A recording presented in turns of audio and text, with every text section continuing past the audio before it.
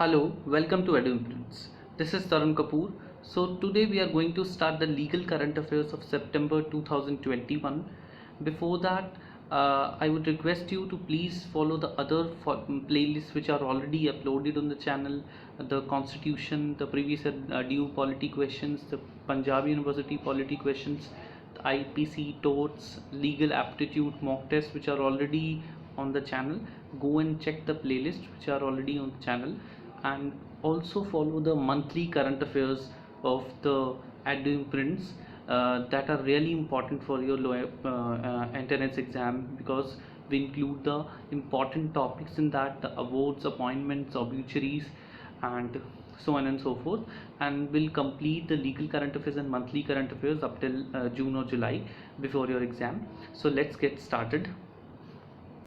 The first case is relating to the COVID-19 virus, and particularly related to the children protection homes.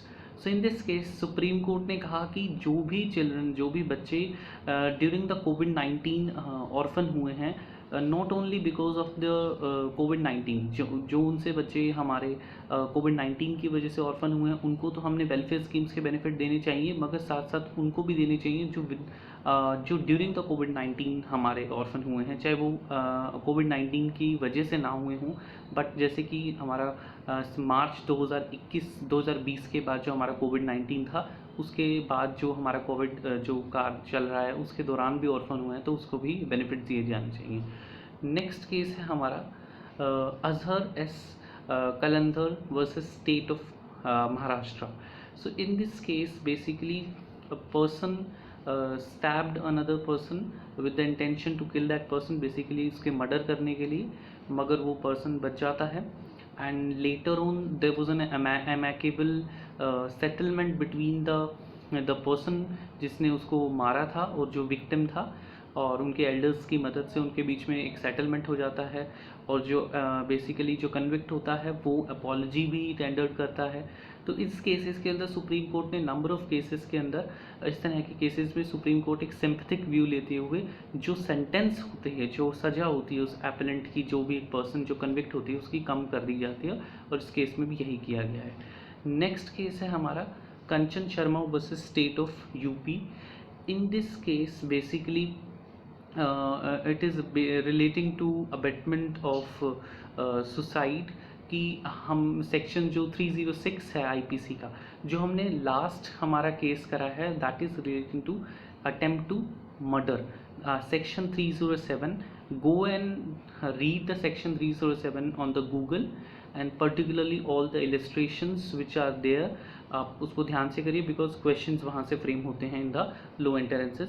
उसके बाद हमारा जो कंचन शर्मा हम बात कर रहे हैं, that is relating to the abetment of suicide, कि इसमें यही कह रहे हैं कि एक पर्सन के खिलाफ सेक्शन 306 को हम तभी लगा सकते हैं जब उसका एक ऐसा कोई एक्टिव एक्ट हो जिससे कि डिसीज्ड सुसाइड कमिट करे और उसको कोई ऑप्शन ना दिखे, ठीक है, और इसलिए वो इंटेंशनली उस पर्सन को, डिसीज को ऐसी पोजीशन में डाल दे कि उसे सुसाइड ही कमिट करना पड़े. So this is the meaning of this line. So this is Kanchan Sharma versus state of Uttar Pradesh.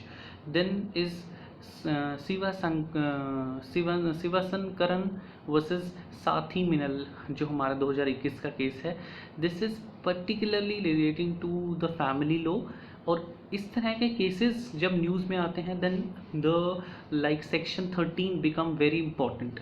So go and read section 13, किस किस ग्राउंड्स, जो कौन कौन से ग्राउंड्स इसमें मेंशन है.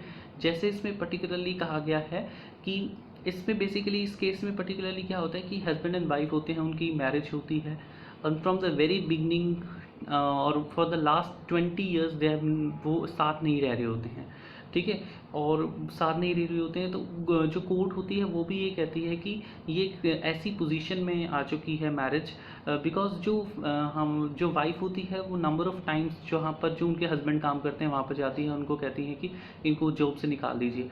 तो वो जो हस्बैंड होता है, क्रूएलिटी भी, बेसिकली क्रूएलिटी के ग्राउंड के ऊपर भी डाइवोर्स डिमांड करता है. तो और कोर्ट भी on the basis of basically on account of cruelty which is there in section 13 1A of Hindu Marriage Act and also on the ground of irretrievable breakdown of marriage. Irretrievable breakdown का मतलब कि कोई भी scope नहीं बचा है कि दोबारा पार्टीज़ को, हस्बैंड एंड वाइफ को हम दोबारा साथ लेके आ सकें, ठीक है। उन बेसिस के ऊपर बेसिकली डाइवोर्स दे देती है हस्बैंड को, उसकी जो डिग्री होती है उसको एक्सेप्ट कर लेती है, ठीक है। So this is under article 142 of the constitution. So tell me 142 article क्या है कॉन्स्टिट्यूशन का in the comment section. Then next case है Ishwar Lal Mali Rathore versus Gopal. So in this case basically supreme court ने यही कहा है कि बहुत बार क्या होता है कि बार बार जो एडजर्नमेंट्स होती हैं उससे जो हमारा जस्टिस डिलीवरी सिस्टम है वो, उसके अंदर जो ट्रस्ट है, पर्टिकुलरली जो हमारे काउंसिल्स होते हैं या हमारे जो पर्सन्स होते हैं उनका, जो लिटिगेंट्स होते हैं उनका ट्रस्ट है वो वीक हो जाता है और रूल ऑफ लॉ भी मेंटेन ही होता, बिकॉज काफ़ी लेट डिसीजन आ रहे हैं तो उसका कोई फ़ायदा नहीं है। सो जो ये जो लाइन है मे बी ये एग्ज़ाम में आपसे पूछ लें, बिकॉज एक जो एक कह सकते हैं मेन लाइन है ऑफ द होल केस और लेटेस्ट केस है, और आपसे ये पूछ लें और पूछें कि कौन से केस में ये सुप्रीम कोर्ट ने कहा है। देन हमारा आ जाता है Harish Kumar Khurana versus Jogendra Singh. In this case basically क्या होता है कि एक पेशेंट होता है जिसके बैक टू बैक दो हमारे सर्जरी होती हैं। फर्स्ट सर्जरी में उसको एनेस्थीसिया दिया जाता है और वो नॉर्मल होता है और वो सर्जरी हो जाती है, मगर दूसरी सर्जरी में वही डॉक्टर, सेम डॉक्टर उसे एनेस्थीसिया देता है और वो सस्टेन नहीं कर पाता है, जो पेशेंट की डेथ हो जाती है ड्यूरिंग द सर्जरी। तो जो उनके रिलेटिव्स होते हैं वो डॉक्टर्स के खिलाफ और हॉस्पिटल के खिलाफ मेडिकल नेग्लिजेंस का केस डालते हैं। तो अब medical negligence become very important, negligence become very important, ठीक है। नेग्लिजेंस पढ़ेंगे टॉर्ट के अंदर, ठीक है। और रेस इप्सा लोक्यूटर, रेस इप्सा लोक्यूटर क्या क्या मतलब होता है, थिंग्स स्पीक्स फॉर इटसेल्फ। तो यही जो चीज़ है वो मेन सुप्रीम कोर्ट ने इस केस में कही है कि ज़रूरी नहीं है कि हर एक केस के अंदर जो ट्रीटमेंट है वो सक्सेसफुल हो पेशेंट का, ठीक है। और हम इसको ऑटोमेटिकली एज्यूम नहीं कर सकते कि मेडिकल जो प्रोफेशनल था वो नेग्लिजेंट था क्योंकि वो जो ऑपरेशन है वो फेल हो गया है। So this can not B. तो इसके लिए कुछ एविडेंसेस, मटेरियल एविडेंसेस होने चाहिए। सो जो थिंग स्पीक्स फॉर इटसेल्फ, मतलब कि थिंग्स साफ बता रही हैं कि फर्स्ट केस के अंदर जो एनेस्थीसिया था तो वो सही था डॉक्टर, जब सेकंड केस में भी जब उसकी सेकंड सर्जरी हुई तो उसको वो सस्टेन नहीं कर सका, तो उसमें कोई डॉक्टर्स की गलती नहीं है, ठीक है। सो सुप्रीम कोर्ट ने ये बात कही। नेक्स्ट हमारा आ जाता है northern western railway versus Sanjay Shukla. ये स्पेशल लीव पटिशन है। इसमें बेसिकली एक पैसेंजर होता है जो जम्मू की तरफ कोई ट्रेन जा रही होती है, जिससे वो लेट हो जाता है, आगे उसकी वो फ्लाइट मिस हो जाती है, उसको लॉसेस हो जाते हैं, तो उसको अपनी पर्सनल कार करनी पड़ती है। तो उसके लिए वो स्पेशल लीव पटिशन बेसिकली लगाते हैं।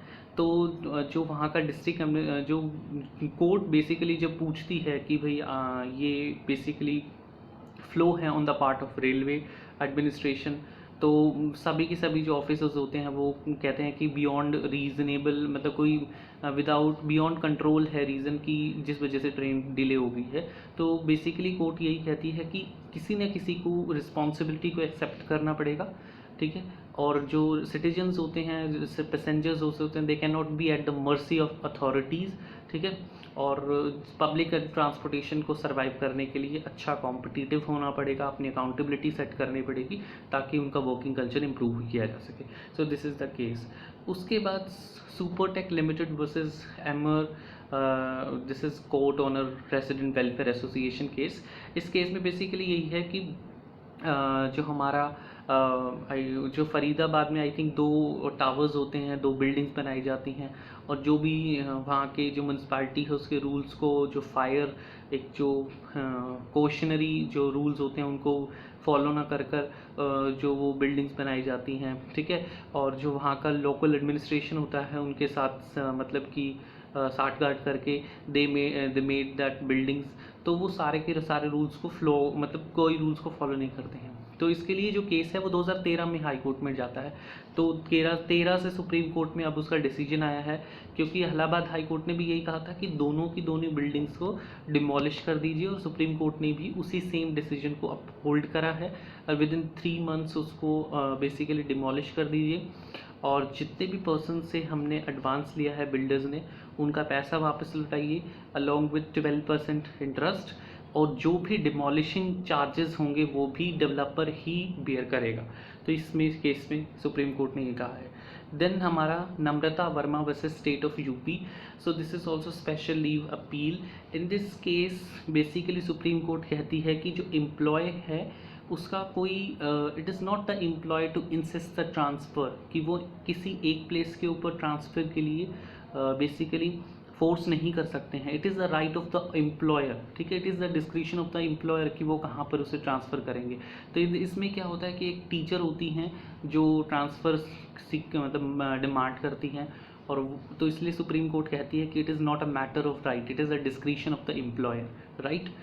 Then is the next case is the state of Madhya Pradesh versus पुजारी उत्थान एवं कल्याण समिति। सो इन दिस केस बेसिकली यही कहा है कि एक जो पुजारी होता है उसको वो किसी मंदिर में पूजा कर रहा है कि किसी भी धार्मिक स्थल के ऊपर, तो that can not be treated as भूमि स्वामी, वो उसको हम ऑनर कंसीडर नहीं कर सकते हैं। प्रिस्ट जो है वो सिर्फ मैनेजमेंट करता है टेम्पल की प्रॉपर्टी की, ओनरशिप है वो डाइटी के पास है, जो भगवान है उसके नाम है, क्योंकि एक डाइटी ज्यूरिस्टिक पर्सन है, is the honour of the land, right. So this is the supreme court case. Next is the one important, in the last हमने पढ़ा था नेशनल कंज्यूमर रिड्रेसल कमीशन के बारे में, जो हमारी अगस्त की वीडियो में। सो इन दिस केस हम पढ़ेंगे नेशनल ह्यूमन राइट्स कमीशन के बारे में। इसको आप थोड़ा डिटेल में भी पढ़ सकते हैं, search on the Google, read it, because इतना जो NHRC है बहुत ही न्यूज़ में रहा था सितंबर में। एक स्टैट्यूटरी बॉडी है, ठीक है, और स्टैट्यूटरी स्टेटस इसे protection of human rights act 1993 में दिया गया, that is responsible for the protection and promotion of human rights. So this is for the September 2021, and if you like this video, comment down if you have any suggestion for us, and if you want to have the test series for the DULLB, you can check out on in the store section of our website on the Android app, and do not forget to click on the subscribe button and hit the bell icon so that you can get the notifications automatically. Thank you so much.